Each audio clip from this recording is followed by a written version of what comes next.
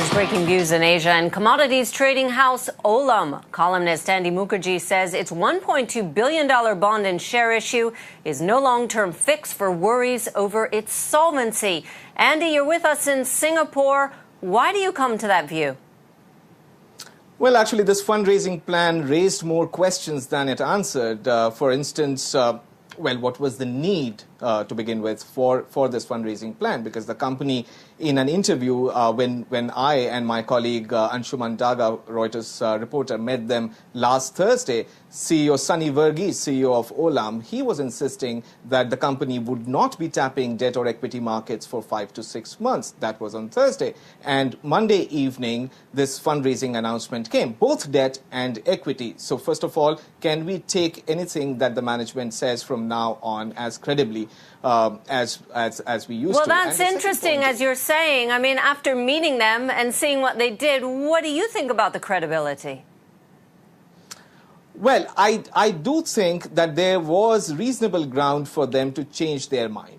Because if you see what happened to their bonds on Friday, when their 5-year bond actually yielded more than 10%, that is when probably they thought that they will have to do something by way of fundraising in order to bring calm back to their bonds. Now, that probably was the trigger for them. And from their point of view, this fundraising plan is actually a bazooka, because through this, they are showing that Temasek Holdings, which is a large investor in Olam already, is actually fully ready to pick up any of the rights that other shareholders renounce. So it's a tremendous vote of confidence on the part of Temasek, which is a large investor, which is a state investor, which is a sophisticated investor, and therefore they thought that this would do the trick. Okay, so Temasek riding in on a big white horse. What else does the firm need to do to win back investor confidence, do you think? Is Temasek enough? No.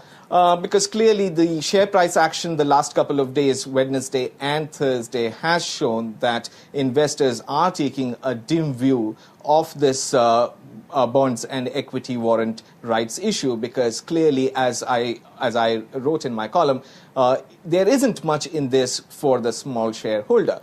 But what the company should perhaps now be doing is to demonstrate that it has enough internal liquidity, which is a point that I have made in a previous column. For instance, the company has claimed that it has 3.7 billion Singapore dollars worth of ready-to-market inventory. This is very liquid. This can be encashed at a minute's notice. So why don't they take some of that, a very small part, and demonstrate by liquidating that it can be done, that they are actually flush with cash. Okay, if they are actually flush with cash, Andy, do you think that they will be able to make it through this period? Are you confident they'll walk through it without too much more trouble, or is Muddy Waters going to be proved right in the end?